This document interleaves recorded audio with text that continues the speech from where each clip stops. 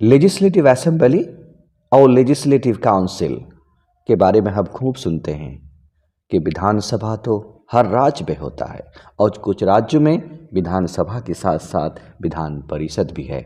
तो वो दोनों क्या हैं, उनके फंक्शंस क्या हैं और दोनों में क्या अंतर है, तो आज उन चीज़ों के बारे में डिस्कस किया जाएगा। डियर फ्रेंड्स, किसी भी सरकार का एक महत्वपूर्ण विभाग होता है आईन विभाग, जिसे पार्लियामेंट कहा जाता है, जिसका काम है आईन तैयार करना।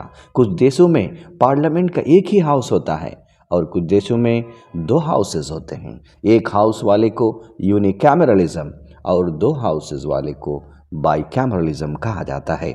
इंडिया में जिस तरह पार्लियामेंट के दो हाउसेस हैं, लोकसभा और राज्यसभा, उसी तरह स्टेट्स में भी आईन सभा के दो हाउसेस रखे गए हैं, जिन्हें विधानसभा और विधान परिषद कहा जाता है, जो अभी कुछ राज्यों में है और कुछ में नहीं है, कुछ में पहले थे अभी नहीं है।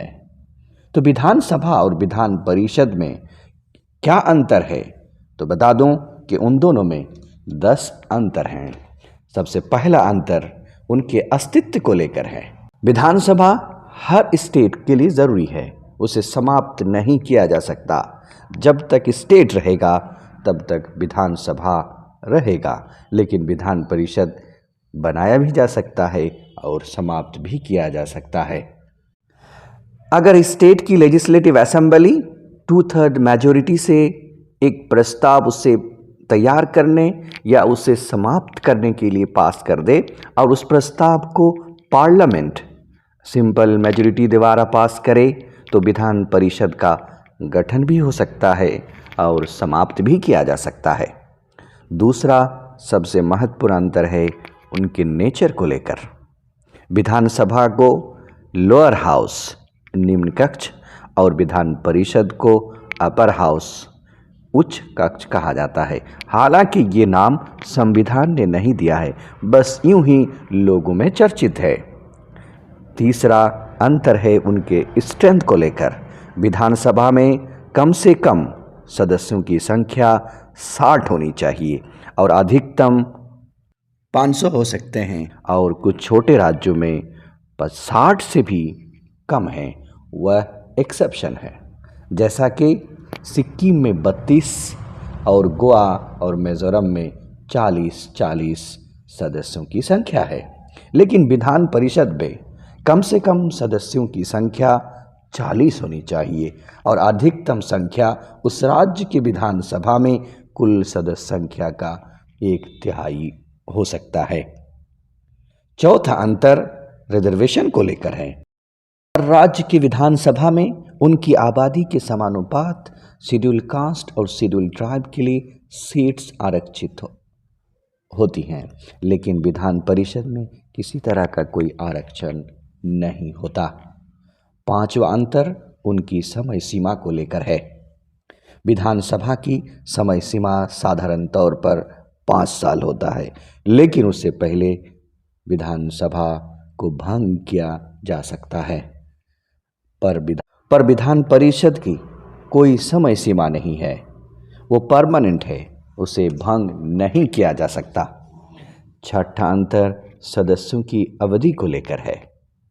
विधानसभा के सदस्यों की अवधि 5 साल है। उनका टर्म 5 साल पहले भी खत्म हो सकता है अगर विधानसभा भंग हो जाए।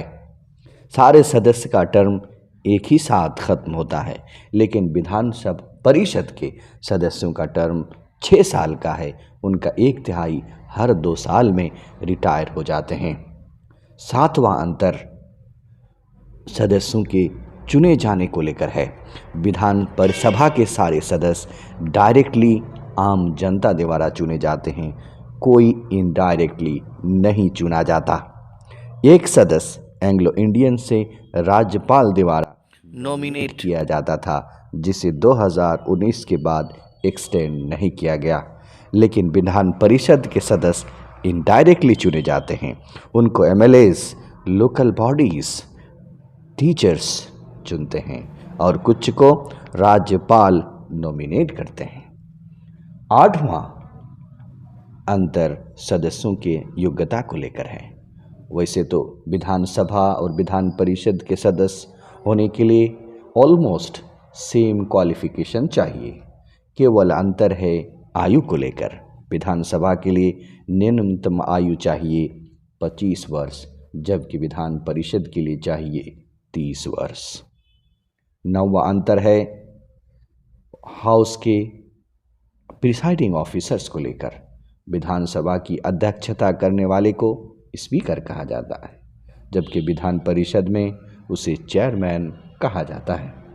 10वां आखिरी और सबसे महत्वपूर्ण अंतर उनके पावर में है। विधानसभा में जिस दल को बहुमत मिलेगी उसकी सरकार बनेगी, लेकिन विधान परिषद में बहुमत से सरकार नहीं बनेगी। विधानसभा सरकार गिरा सकती है, लेकिन विधान परिषद नहीं कर सकती है ऐसा।